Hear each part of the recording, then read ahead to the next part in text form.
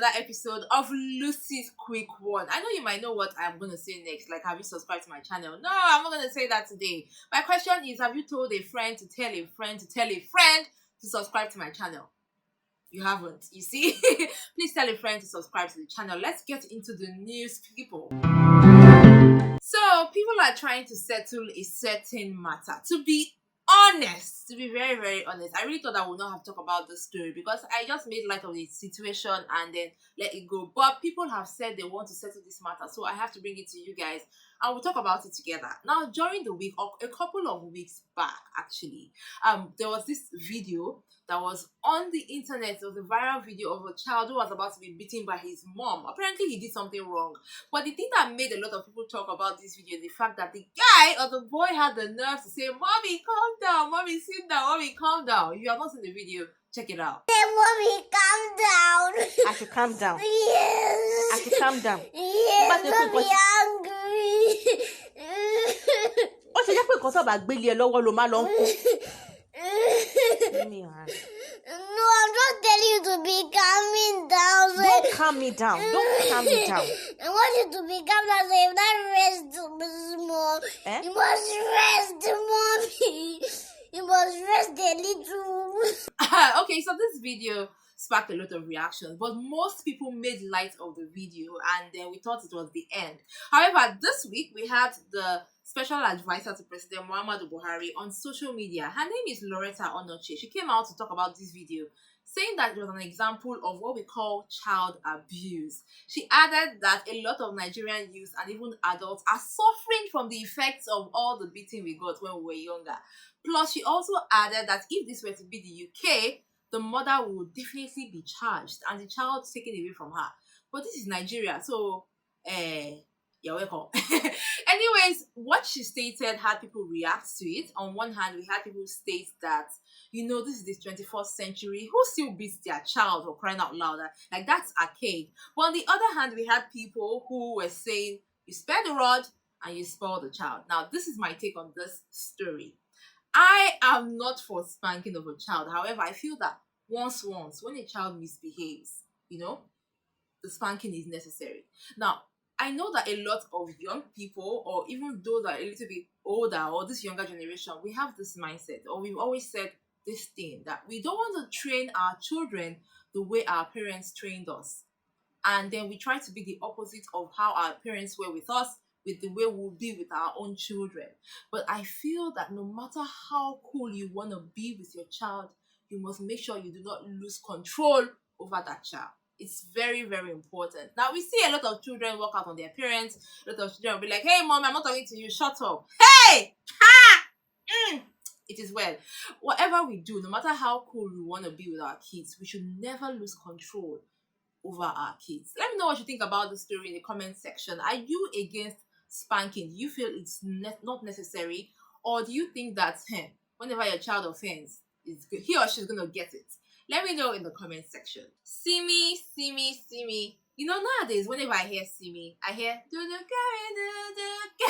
okay. Simi has come under fire, and it's about the LGBTQ community. Now, in case you've never heard of them, LGBTQ means lesbianism, gay, bisexual, transgender, and queer. Now, Simi has a YouTube channel called Stupid Sessions, and during one of our episodes, she talked about dating during our generation and how it is.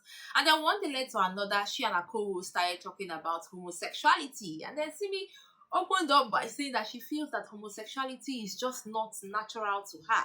But at the end of the day, she had backlash for this, and she came out to apologize about it, stating that she was misunderstood and she did not intend to hurt anybody. She never wished death on anybody. But people still came after her again, even after the apology, because they said that her husband, Adekunle Gold, was actually featured on a magazine, on a queer magazine.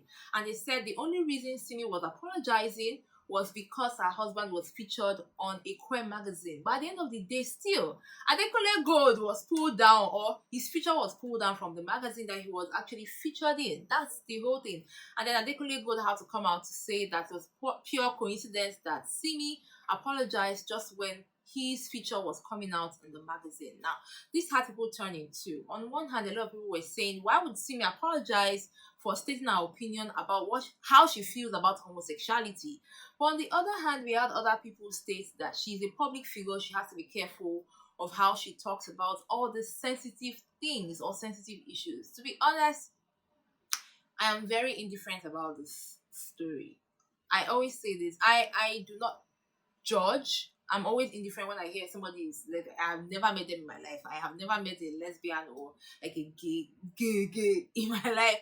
But I'm usually indifferent about this. But I just feel that sometimes some opinions are just I don't know. Big Brother Naija. Okay, so first things first. I really feel that the name should not have been Big Brother Naija Season 5 Lockdown Series. I feel it should have been Big Brother Naija Entanglement Lockdown Series. Now, this week has been a highlight of entanglements in the house. I start with Ozo, Nengi, and Dorothy. Now, during the week, Ozo became the head of house and he was asked to pick a deputy. And as usual, the deputy has to be of the opposite sex. And then Ozo goes on to pick Dorothy. And then people were happy. Funny enough, people were happy. But when people started getting angry with Ozo was when he went to apologize to Nengi for not picking her. I personally was also like, why are you apologizing to Nengi? Like, it's a game. I've been saying it before and I'll say it again. This is a game. But I kind of understand him, to be honest. Because sometimes I can behave that way when it comes to people pleasing. And I feel that was what was happening with Ozo. Now, moving to another strip of entanglement, we have Kidwaya, Erica, and Lekon. And then Erica stated something during the week that made a lot of people be like, okay. She stated that she is physically attracted to Kidwaya and mentally attracted to Lekon. You see, when it comes to relationship, I think that people just make things really difficult or quite complicated for themselves. But I just want Lekon to concentrate. Please, like, leave these relationships alone. Now, another thing that happened in the house was when Ozo sparked at Prince, and a lot of people were saying that he was doing that because he was angry that Prince likes Nengi, and I feel it's not actually true. I just feel that he wanted to maintain law and order. I already told V to stand up. V stood up and said, everyone stand up. Every person stood up. You stood up and you walked out. Please, you don't, no. You do not do things like that. It's fine, I apologize. All right. No, wait, hold on. So you see, he's just trying to maintain law and order. I don't feel that he was actually shouting because of Nengi, in as much as I actually believe that more will still come out. Plus, also shouted at Prince and nobody said anything. If it was Lucy that shouted that way, remember last week I said if people were saying that she was too bossy and all that, if Lucy shouted that way, I'm sure a lot of people will come for Lucy and say, you know, she's very rude, she's very this and that. But Ozo is a cool guy who is claiming territory, Abby. That's what you think. Anyways, let me know what you think about this in the comments section. What do you think about how the house has been run this week? And plus, like I always say, has your fave still changed? My fave is still Dorothy and Lekon for now, till anything changes. But till then, we are still watching. I'm going to be having a guest today. Her name is the Happy Fairy. You want to know more? Stick around. Hello and welcome back. This is the Happy... this is the Happy Fairy. This is the Happy Fairy. Her name is Chacha. Hi, Chacha. How are you? I'm great. Let's sanitize our hands because, yeah. You can tell that it's mine because she doesn't even know how to use it. Oh, It's very it's weird. explaining well. Yeah. It's alright. very It's on your face. Okay, so yes, this is the Happy Fairy. Yeah. Her name is Chacha. Charity O. Charity O. O-W. To be precise. And she's the name of my sister, but it's fine. Yeah, I'm actually good with my sister's name, but it's alright. That's Why she loves it, so. why would you pick the name Happy Fairy of all names?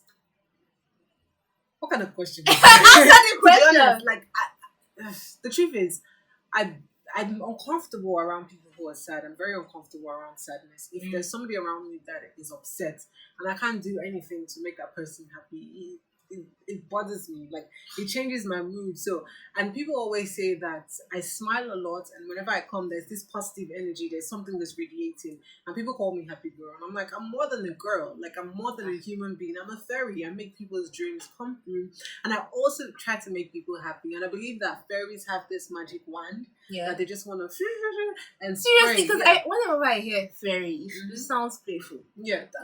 That's my personality. The The thing is, truth is, people don't know when I'm being serious. Just And that's my you do. major problem. Because Yeah. I could be serious about something and I'll be funny about it and people just be laughing. I'm like, yo, I'm serious. Like, stop shining your teeth.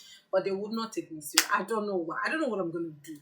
I don't know. Now, running down into your history, I Mhm. did a little bit of background check. I found Yeah. that you actually did, or you were a TV presenter even before. Yeah. She is now an on-air personality. Right. So, working in the media space, what has been your biggest mistake on air, and how were you able to like walk over it?